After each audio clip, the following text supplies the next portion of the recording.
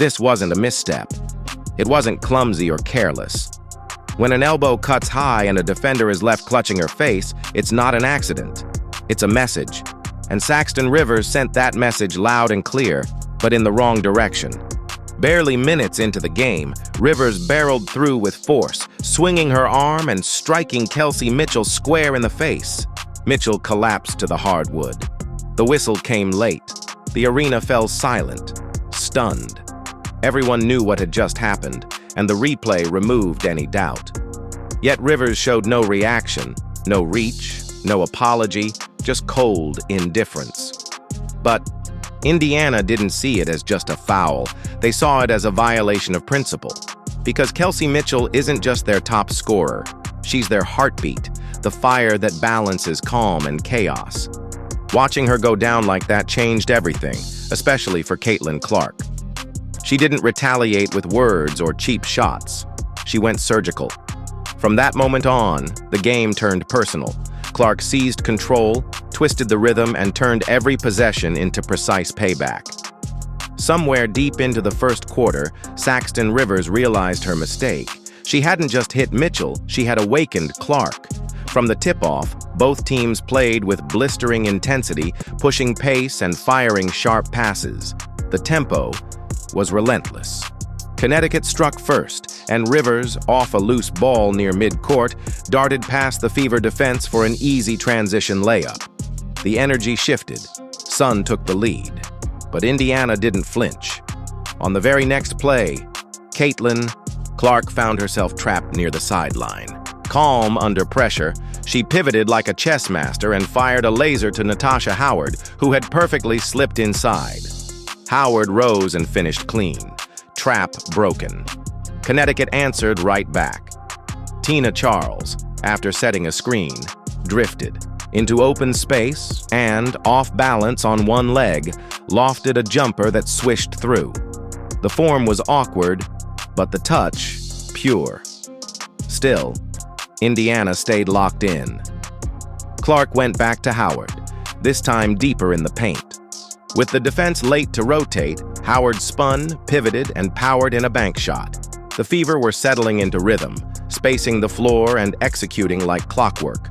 Then Caitlin Clark decided it was time. She isolated at the top, gave a quick hesitation, then exploded right, slicing through defenders and finishing the layup through contact like it was routine.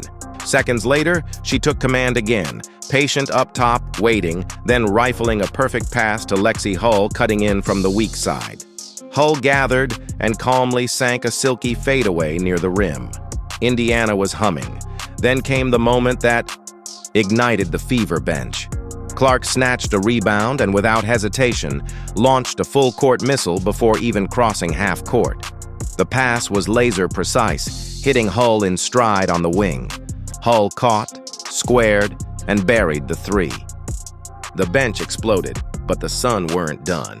They clamped down on defense, forced a stop, and picked Clark's dribble clean. In transition, Rivers led the break and fed Charles for an uncontested layup. Connecticut stuck with their post-heavy approach.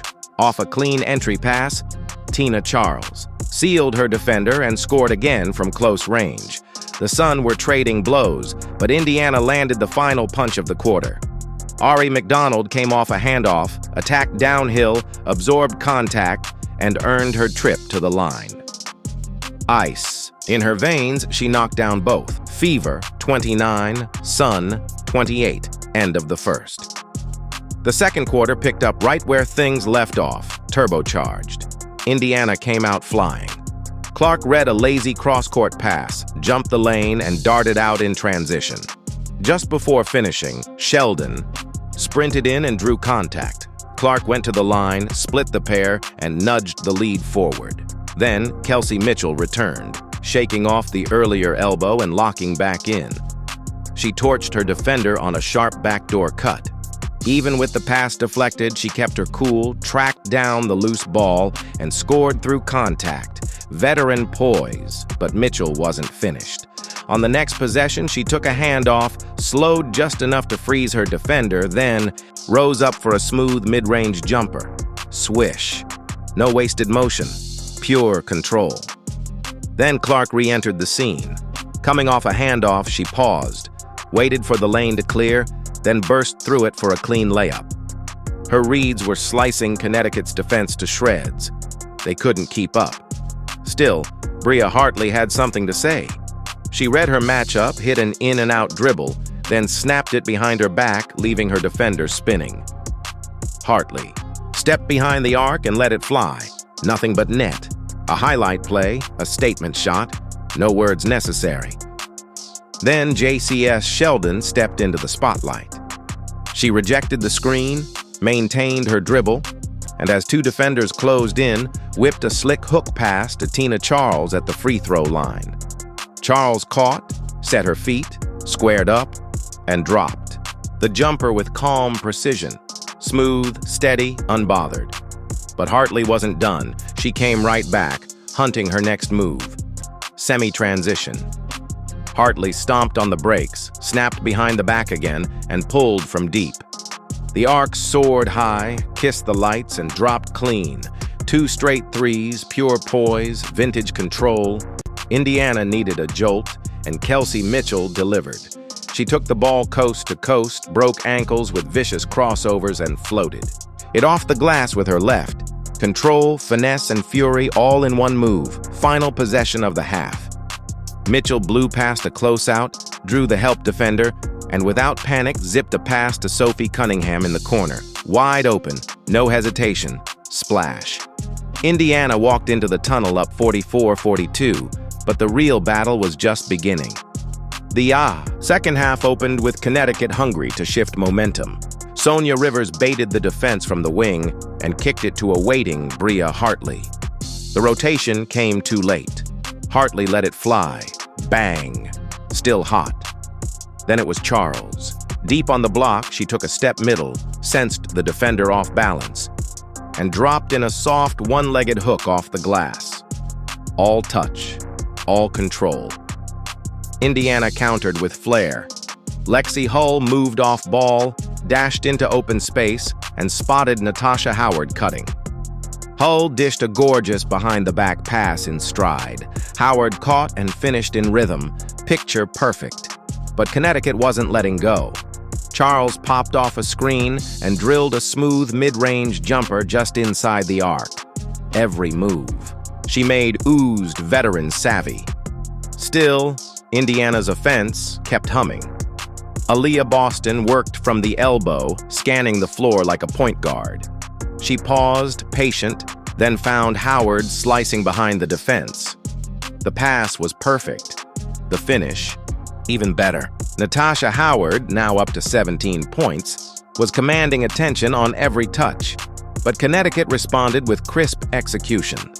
Off a baseline inbound, Bria Hartley initiated the set. Lee curled hard around a screen, caught the pass in motion, and drained the jumper. Textbook precision. Then came Clark. She saw an opening but didn't force it. Instead, she read the floor, spotted Sophie Cunningham cutting back door, and delivered a perfectly timed pass. Cunningham caught in stride and finished with ease. The Sun still wouldn't back down. Anna Maruro took the ball, exploded off the dribble, and blew past her defender, powering through contact for a strong finish at the rim. But Aaliyah Boston calmed the storm. In the post, she didn't rush. She used patience, not power. With a smooth turn and quiet confidence, she rose and dropped in a soft fadeaway. Indiana reclaimed the lead. As the third quarter wound down, the Fever clung to a narrow 62-60 advantage, and suddenly, every possession started to feel like a defining moment. The fourth opened with Indiana leaning on what works. Clark and Boston in the pick and roll. Clark pulled the defense out high, then slid a bounce pass into the pocket. Boston rose at the elbow and knocked down the jumper.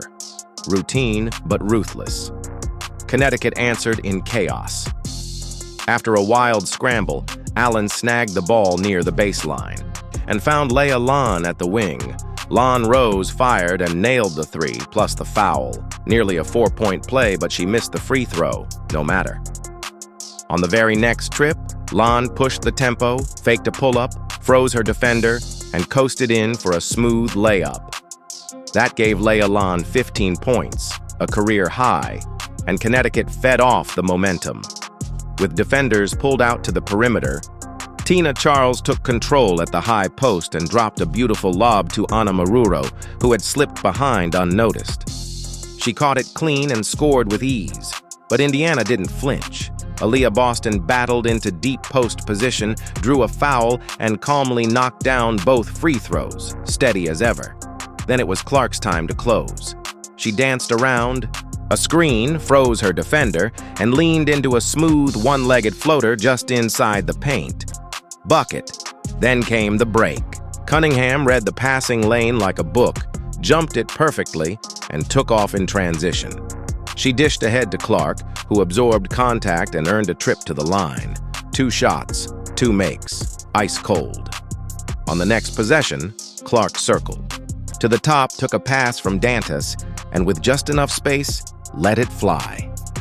The 3 dropped straight through, a dagger to Connecticut's hopes. Still, the Sun kept fighting. Land drew a foul and cut the lead back to 5, but Indiana was in the bonus now. Every touch, every bump came at a price. And when Clark was fouled, again she stepped to the line and hit both. Calm, lethal, unshakable. Then she sealed it. Spotting Kelsey Mitchell slipping behind the defense, Clark delivered a perfect bounce pass. Mitchell finished it off the glass. That was the final note. Indiana closed it out, 85-77, not with flash, but with precision, grit, and Caitlin Clark's unshakable command. One moment had flipped everything. When Saxton Rivers cracked Mitchell in the face, she thought she was sending a message. But what she really did was light a fuse. Clark didn't retaliate. She responded with execution. And by the final buzzer, Rivers wasn't just in foul trouble. She was watching the scoreboard slip away, watching Clark orchestrate every beat of the win, and realizing she'd picked the wrong fight.